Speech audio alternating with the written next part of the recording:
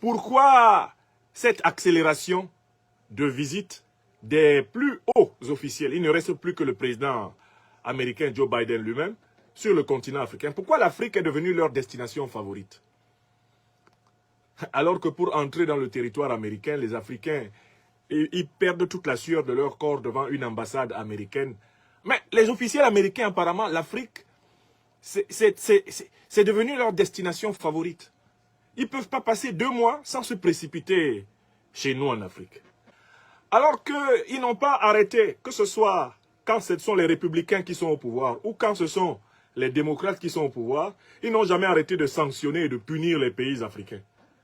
Ils utilisent leur initiative AGOA, American Growth Opportunity Act.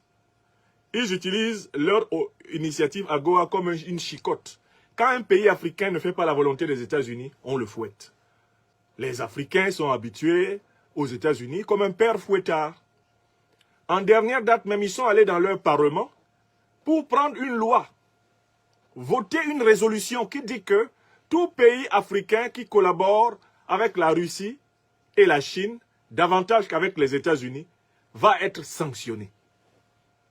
C'est ce qu'ils ont fait à la fin de l'année passée.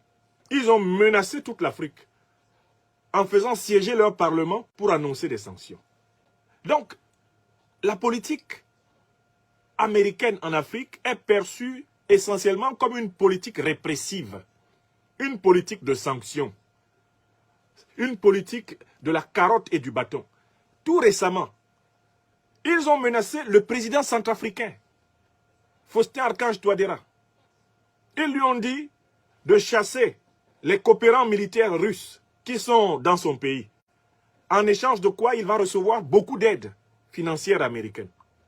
Mais ils lui ont dit que s'il ne les chasse pas, lui, il va être classé parmi les organisations terroristes, parmi les chefs d'État des pays terroristes.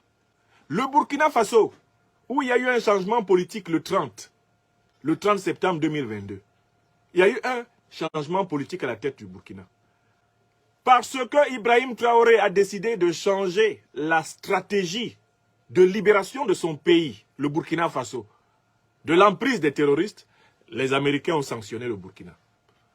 Un pays déjà fragile, en raison de son histoire coloniale, fragile en raison de la déstabilisation terroriste qu'il subit, les États-Unis l'ont exclu des avantages de l'initiative AGOA, au motif qu'il s'est rapproché du Mali et qu'il s'est rapproché de la Russie et de la Chine, davantage que d'eux.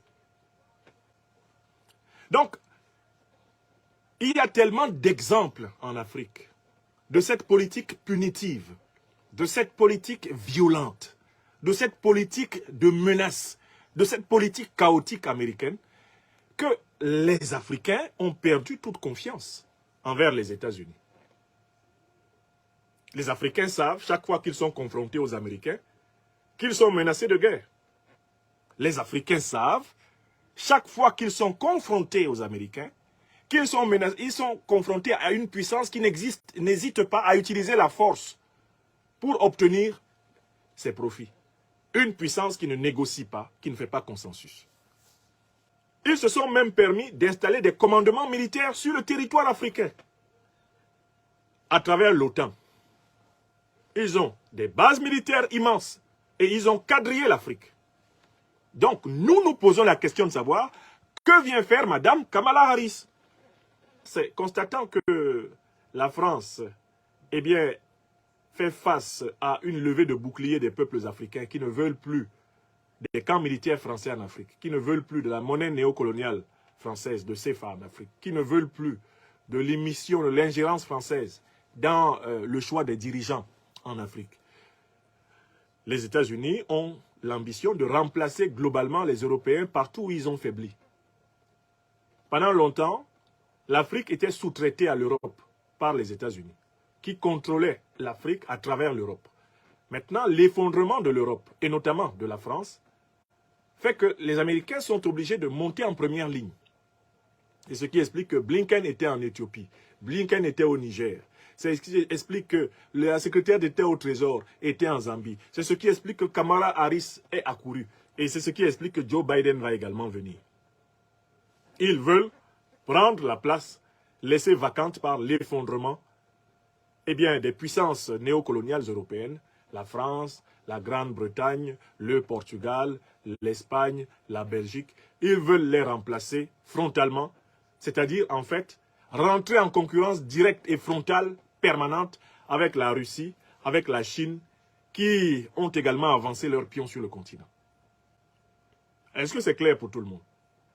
Voilà pourquoi ils viennent.